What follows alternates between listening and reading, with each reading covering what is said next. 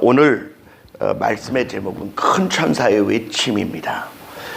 일곱 번째 나팔이 불려지기 바로 전에 여섯 번째 나팔이 불려지고 난 이후 하늘에서 힘센 큰 천사가 내려오는데, 이렇게 여기에 힘센 천사라고 표현되어 있는데 크기도 합니다. 몸에 구름을 입고 이렇게 한 거 보니까 중동에 구름이 이렇게 덮여 있었던 것 같아요. 그런데 그 머리 위에는 그 무지개가 있고, 얼굴은 해가 힘있게 비치는 것 같고, 두 발은 불기둥 같으며, 그리고 한쪽 발은 바다를 밟고 한쪽 발은 육지를 밟고 있었습니다. 그러니까 이렇게 손을 이렇게 높이 들고 한쪽 손에는 작은 펴져 있는 책을 들고, 그리고 크게 사자와 같이 표효하였는데, 이 큰 천사가 소리를 크게 내자 하늘에서 일곱 우레가 발하였습니다. 아주 천둥이 치듯 큰 소리가 7번 났는데, 요한이 그것을 기록하려고 하니까 하늘에서 음성이 나서 기록하지 말고 인봉하고 기록하지 말라. 그래서 기록을 하지 않았다는 거예요. 그런데 이렇게 큰 소리를 지르고 일곱 우레가 난 이후에 이 큰 천사가 뭐라고 이야기하느냐 하면, 하늘에 있는 것들과 땅 위에 있는 것들과 땅 아래에 있는 모든 것을 창조하신 하나님께서 일곱 번째 나팔이 울려지는 날 그의 선지자들에게 말씀하신 하나님의 비밀이 복음과 같이 이루어지리라, 그렇게 소리를 지르게 됐어요. 그리고 나는데 하늘에서 음성이 들려서 요한더러 너는 그 천사에게 가서 그 손에 펴놓인 작은 책을 달라 하라. 그래서 그가 천사에게 나아가서 그 책을 저에게 주세요. 그랬더니 그 천사가 뭐라고 말하냐면, 갖다 먹어버리라. 그래서 그 책을 받아서 먹었더니 입에서는 꿀같이 단데 배에 들어가서는 쑥같이 쓰게 되더라. 그리고는 하늘에서 다시 음성이 나서 내가 각 나라와 백성과 족속들에게 다시 예언하여야 하리라는 음성을 듣게 되었습니다. 여기 나타난 큰 천사의 모습에는 여러 가지 의미가 있어요. 이 천사가 나타나서 외치게 된 내용이 뭐냐 하면, 온 세상의 만물을 창조하신 그분이 이제 선지자들에게 약속하신 대로 하나님의 비밀대로 이 땅을 새롭게 할 것이라는 모습을 보여줍니다. 그런데 말이죠, 그 머리 위에 무지개가 있었더라. 무지개가 언제 생겼느냐, 성경을 보니까 노아의 홍수가 끝나고 나서 노아가 방주에서 나와서 하나님 앞에 제사를 드릴 때에 하나님께서 무지개를 구름 사이에 열어 보여주시면서 내가 다시는 물로 이 땅을 심판하지 않으리라, 그렇게 말씀하신 내용이 나옵니다. 거기에는 하나님의 백성들을 지키고 보호하시겠다는 하나님의 분명한 의도가 들어있어요. 이 큰 천사는 크고 무섭지만 하나님의 백성들에게는 절대로 무서운 존재가 아니라는 사실입니다. 우리 한번 따라합시다. 요한계시록에 3대 7중 재앙 중에 그 어느 것도 하나님의 사람들에게 위해를 가하는 재앙은 없다. 아멘. 왜냐하면 그 재앙 자체를 주관하시는 이가 하나님이시기 때문에 그래요. 그래서 그 하나님이 자기의 백성들을 지키시겠다는 그 내용이 뭐냐 하면, 이 땅의 심판을 이루고자 하는 그 크고 두려운 천사가 내려왔을 때 그 머리 위에 무지개가 둘려 있었던 것은 하나님의 백성들은 두려워하지 말라라고 하는 중요한 주님의 위로의 계시인 줄 믿습니다. 뿐만 아니라 그가 말이죠, 구름을 입고 왔어요. 얼마나 큰지 그 몸에 구름이 입혀져 있었다는 거예요. 제가 여기 일산 백석동을 지나가다가 보니까 비가 많이 오던 날 거기에 높이 그게 60층인가요? 그 중동에 이렇게 구름이 있더라고요. 아파트가 하도 높으니까 낮은 구름이 거기에 이렇게 덮여 있었어요. 아마도 이 천사의 키가 굉장히 컸었던 것 같아요. 구름을 입고 온 거 보니까. 뿐만 아니라 그가 한쪽 발은 바다를 밟고 한쪽 발은 육지를 밟고 있었는데 이게 뭘 의미하느냐? 많은 학자들은 말하기를 그것이 온 세상을 가르치는 것이다 이렇게 말하는데 지정학적 문제를 가진 역사가들은 이렇게 말해요. 저 유럽의 문명을 해양 문명권이라고 말해요. 그리고 러시아와 중국 이쪽을 가르쳐서 대륙 문명권이라고 말합니다. 왜 그렇게 말하느냐? 지금 이 세계는 두 개의 사상으로 동양 사상, 서양 사상으로 이렇게 나누어져 있는데 우리나라는 해양 문명권에 속해 있기도 하고 대륙 문명권에 연결되어 있기도 합니다. 그래서 공산주의와 자유민주주의의 가장 큰 충돌이 있었던 그 장소가 어디냐? 그렇게 말하면 독일도 아니고요. 대한민국이었어요. 이것이 공산주의를 표방하고 있는 소련과 중국의 이 대륙 문명권과 자유민주주의 사상의 해양 문명권이 충돌한 사건이 우리나라였기 때문입니다. 그런데 이렇게 문명권으로 따질 때 바다와 육지로 나누거든요. 그런데 하나님의 뜻은 어떤 것이냐?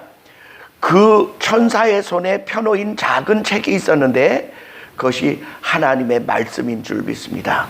그리고 그 책이 왜 접혀 있는 것도 아니고 두루 말려 있는 것도 아니라 펴져 있었느냐 이렇게 묻는다면 우리가 요한계시록 5장에 들어가서 6장에 들어가서 하나님이 보좌에 앉아 오른손에 두루마리로 된 책을 하나 들고 있었는데 7개의 인으로 봉인되어 있었어요. 근데 그 봉인되어진 책을 어린 양 되신 예수께서 받아가지고 그 봉인된 걸 하나씩 뗄 때마다 인의 재앙이 첫째 인의 재앙, 둘째 인의 재앙, 셋째 인의 재앙 이렇게 해서 7번째 인의 재앙이 떼어질 때 나팔 재앙이 시작된 걸 보면 이미 그 하나님의 오른손에 이렇게 인봉되어져 있던 그 책은 이제 활짝 펼쳐져서 그 안에 들어있던 하나님의 뜻하심과 계획하심에 순종치 않는 자들에게 그 책에 약속했던 형벌과 저주가 이 땅에 쏟아지게 되었는데 이제 이 천사가 그 펴놓인 작은 책이 무엇을 말하느냐 하면 이제 이 책에 기록되어 있던 모든 재앙과 저주를 다 이루게 하겠다는 외침이라고 보는 것이죠.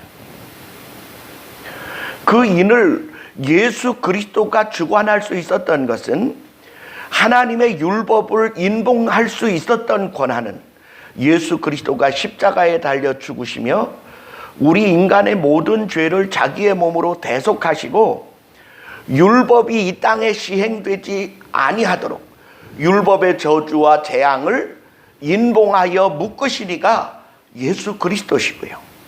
그 인봉의 주인이 곧 예수 그리스도시기에 자기의 뜻과 아버지의 뜻을 불순종하는 자들을 심판하시기 위하여 인을 떼기 시작한 것이라고 보는 것이죠. 그래 이제 이 책은 다 인이 다 떼어졌어요. 7개의 인이 다 떼어져서 완전히 펼쳐지고 그 안에 있었던 하나님의 진노와 재앙을 이제 남김없이 시행하겠다고 하는 외침이라는 것입니다. 그런데 그 외침이 있을 때 하늘에서 7 우레가 발했는데 그 7 우레를 인봉하고 기록하지 말라. 그래서 이게 비밀입니다. 그런데 말이죠. 이 천사가 그 비밀의 한 자락을 자기의 입으로 말해요. 뒤에 가서 뭐라고 말하냐면 7번째 천사가 나팔을 불게 되는 날, 하나님의 비밀이 선지자들에게 말해 온 것처럼 복음으로 이루어지게 될 것이다, 이렇게 말씀하게 되는 거예요. 그 하나님의 비밀이 뭘까? 우리 한번 하나님의 비밀을 찾아보겠습니다. 우리 성경을 한번 찾아보세요. 골로새서 1장으로 가보겠습니다.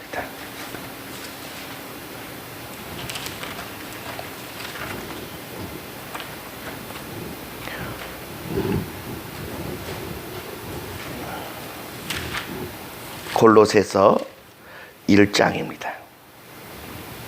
1장 24절부터 2장 2절까지를 보도록 하겠습니다. 다 찾으셨으면 아멘. 제가 봉독합니다. 내가 이제 너희를 위하여 받는 괴로움을 기뻐하고 그리스도의 남은 고난을 그의 몸된 교회를 위하여 내 육체에 채우노라. 내가 교회 일꾼 된 것은 하나님이 너희를 위하여 내게 주신 경륜을 따라 하나님의 말씀을 이루려 함이니라.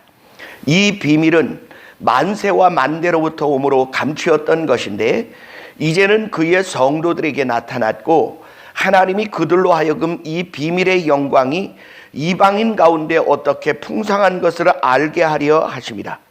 이 비밀은 너희 안에 계신 그리스도시니, 우리 한번 따집시다. 이 비밀은 너희 안에 계신 그리스도시니, 예, 곧 영광의 소망이니라. 우리가 그를 전파하여 각 사람을 권하고 모든 지혜로 각 사람을 가르침은 각 사람을 그리스도 안에서 완전한 자로 세우려 함이니, 이를 위하여 나도 내 속에서 능력으로 역사하시는 이의 역사를 따라 힘을 다하여 수고하노라. 내가 너희와 라오디게아에 있는 자들과 물은 내 육신의 얼굴을 보지 못한 자들을 위하여 어떻게 힘쓰는 것을 너희가 알기를 원하노니, 이는 저희로 마음의 위안을 받고 사랑 안에서 연합하여 원만한 이해의 모든 부요에 이르러 하나님의 비밀인 그리스도를 깨닫게 하려 함이라. 아멘.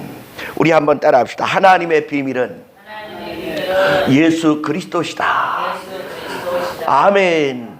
그런데 이 하나님의 비밀을 이제 7번째 천사가 나팔을 불게 되는데 선지자들로 하여금 예언되어져 왔던 비밀이 복음과 같이 이루어지리라, 이렇게 말하고 있습니다. 여기에 복음이라고 표현했는데 여러분 따라하십시다. 복음은 예수 그리스도의 7대 신비에 관한 것입니다. 아멘. 이 예수 그리스도의 7대 신비가 뭐냐? 절대 어렵지 않아요. 여러분이 외우시는 사도신경 안에 이 7대 신비가 다 들어있어요. 그게 뭐냐 하면 예수 그리스도가 이 땅에 오셔서 우리의 구주가 되신 비밀들이 그 안에 들어있는데, 하나님이신 그분이 사람의 몸을 입고 우리 가운데 탄생하신 거예요. 그 다음에 고난받으시고 죽으시고 부활하시고 승천하시고 재림하시고 그리고 그의 나라를 이루실 것에 관한 이 예수 그리스도의 복음 안에 감춰진 이 7대 신비가 곧 하나님의 비밀이자 우리 안에 계신 예수 그리스도의 모든 것 되시는 줄 믿습니다.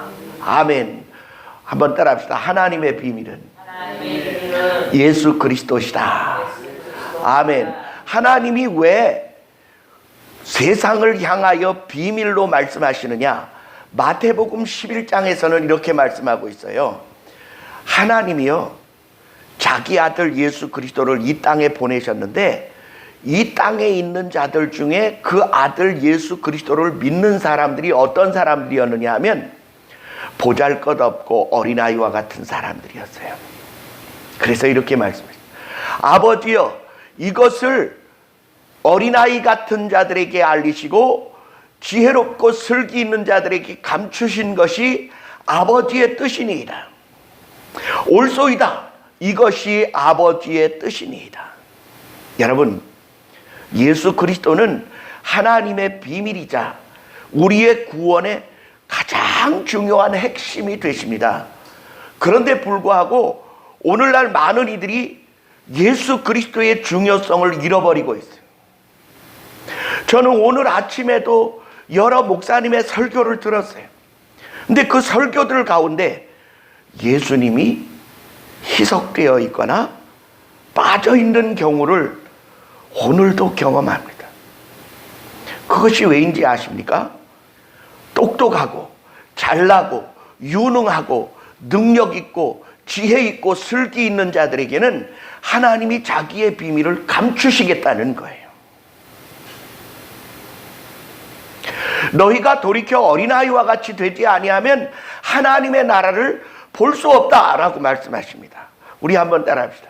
오늘 우리는 어린아이와 같이 순전하여 하나님의 비밀이신 예수 그리스도에게 집중하여야 한다. 아멘. 그래 여러분, 너무 똑똑해지려 하지 마세요. 너무 지혜로워지려고 하지 마세요.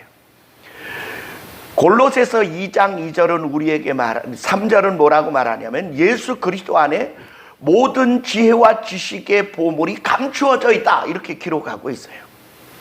그러면 가장 이 세상에 지혜로운 사람이 누구냐 하면 예수 그리스도로 준비되어진 사람입니다.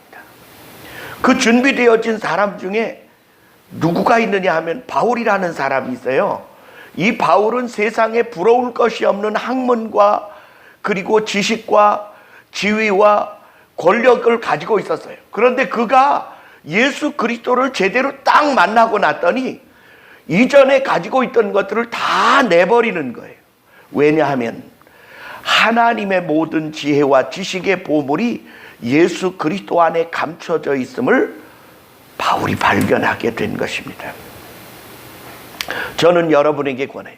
이 세상에 우리가 살다가 다 버리고 갈지라도 나머지 하나 꼭 가지고 가야 할 게 있다면 무엇이겠느냐?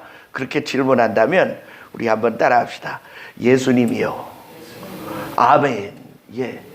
이 세상의 모든 걸 다 뺏겨도 그분 하나만큼은 뺏기지 마세요. 근데 희한하죠? 사탄은 이 세상의 모든 걸 다 주고도 그 예수를 버릴 것을 우리에게 종용하고 있습니다. 그러나 성경 전체와 성령님은 우리에게 뭘 가르쳐 주시느냐 하면 이 세상의 모든 걸 다 빼앗기고 다 상실할지라도 심지어 내 생명을 잃어버리게 될지라도 그분 한 분만은 포기하지 말라고 우리에게 가르쳐 주고 있습니다. 왜냐하면 그것이 하나님의 비밀이기 때문입니다. 그런데 이 천사가 크게 외칠 때 난 7 우레가 무엇이냐 이렇게 저에게 질문한다면 저는 예수 그리스도가 참된 복음이시며 우리의 구원이며 우리의 영원한 생명 되심에 관한 7 우레가 운 것으로 봅니다. 그러니 여러분, 그 7 우레가 누구 안에 들어있어요? 예수 그리스도 안에 감춰져 있는 비밀입니다. 그리고 여러분, 선지자들에게 말하여진 바대로 이루어진다. 어떻게? 복음으로. 이 말은 무슨 뜻이냐 하면 모든 선지자가, 구약의 선지자들이 장차 오실 예수 그리스도에 대하여 계속 예언해 왔어요. 어떻게 예언했어요? 누구의 줄기에서 날 것이다. 태어날 곳은 어디다. 그를 낳을 사람은 처녀다. 그리고 그는 억울함을 당하게 될 것이다. 죽임을 당하게 될 것이다. 그리고 그가 다시 부활하게 될 것이다. 그리고 그는 어린 나귀를 탈 것이다. 어린아이들과 가난한 이들과 비천한 자들의 친구가 될 것이다. 이렇게 수없이 예언으로 성취시켜 온 것이 무엇이냐 하면 바로 하나님의 비밀이신 예수 그리스도에 대하여 예언하고 있는 것입니다. 요한복음 5장 39절이 우리에게 그렇게 말하고 있어요. 너희가 성경에서 영생을 얻는 줄 생각하고 이 성경을 상고하거니와 이 성경이 곧 내게 대하여 증거하는 것이로다. 그렇게 말씀하고 있습니다. 다시 말하면 이 펴놓인 작은 책에 기록되어진 모든 예언들과 그리고 형벌과 저주와 축복과 영생과 그리고 멸망은 그 아들 예수 그리스도를 중심으로 하여 이루어지고 성취되어지고 결말이 나게 될 것이라는 것을 우리에게 보여주는 말씀인 줄 믿습니다. 그러므로 저는 여러분에게 권해요. 선지자들이 말하여 온 바 그 수많은 예언들이 예수 그리스도에게 집중되어 있고, 그 예수 그리스도가 곧 우리를 구원하시고 우리의 영원한 생명의 구주가 되신다는 중요한 복음이 하나님의 비밀로 우리에게 이루어지고 성취되어질 것을 말씀하고 있는 것입니다. 그래서 7번째 천사가 나팔을 불게 되는 날, 선지자들에게 예언한 바대로 하나님의 비밀이 복음으로 이루어지고 성취되어질 것이다. 아멘. 여러분, 이 말씀은요, 1장에서부터 10장에까지의 총집합의 결산이 이 한 절에 다 들어 있습니다. 믿으시면 아멘. 그래, 여러분, 오늘 우리는 성경을 시작부터 끝까지를 다 한꺼번에 볼 수는 없지만, 아버지의 뜻하신 바가 우리에게 영생을 주시기 위한 하나님의 계획이 그 아들 예수 그리스도로 우리에게 주어졌고, 그 아들 예수 그리스도로 우리에게 이루어지고 성취된다는 사건을 우리가 믿음으로 받는다면, 우리는 힘써 예수 그리스도 한 분을 붙들고 그분 안에 들어있는 교훈들과 그분의 삶과 그분의 섬김과 낮아짐과 희생과 그분의 충성과 사명을 우리의 삶으로 받아들여야 할 줄 믿습니다. 이거 이론이 아니에요. 이것은 우리의 매일 매순간에 이루어가야 할 실제적인 삶인 것입니다. 그 삶을 사는 이들에게 하나님은 어떻게 하시느냐? 에베소서 1장 13절에 말씀한 것과 같이 말씀에 기록된 언약을 믿는 자들은 성령으로 인쳤느니라, 이렇게 기록하고 있어요. 뿐만 아니라 요한복음 3장에도 말하기를 하나님의 말씀을 믿는 자들은 그 믿음으로 인하여 인침을 받은 것이니라, 이렇게 말하고 있고요. 요한계시록 9장에 가서는 우리가 지난주에 상고했는데 뭐가 나오느냐 하면 이런 말씀이 나와요. 이마에 하나님의 입맞은 자 외의 모든 자들을 괴롭게 하라, 그렇게 말씀하고 있어요.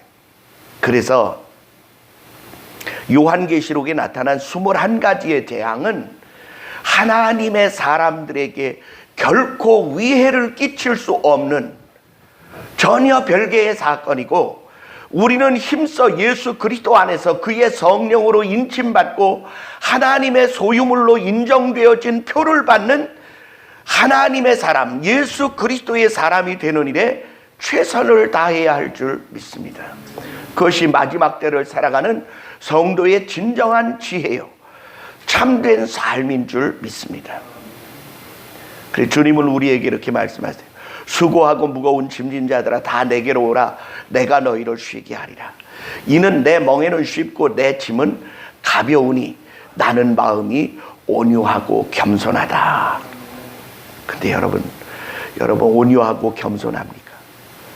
온유하고 겸손한 그리스도를, 그분의 짐과 멍에를 메고 날마다 배워가야 합니다.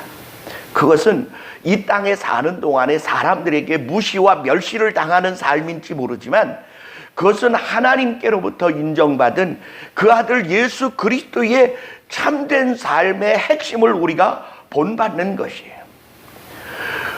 그래서 하나님이 요한더러 그 천사에게 펴놓인 그 작은 책을 달라고 해라. 그래서 가서 달라고 했더니 그 힘센 큰 천사가 펴놓인 작은 책을 주면서 말하기를 갖다 먹어버려라. 그래서 그가 그 펴놓인 책을 먹었더니 입에서는 꿀같이 단데 배에 들어가서는 쑥같이 쓰게 되더라. 우리 한번 따라합시다. 입과 귀에는 단데 실행하려고 하면 쉽지가 않습니다. 옆에 있는 사람을 격려하십시다. 그래도 그렇게 합시다. 시작. 그래도 그렇게 합시다.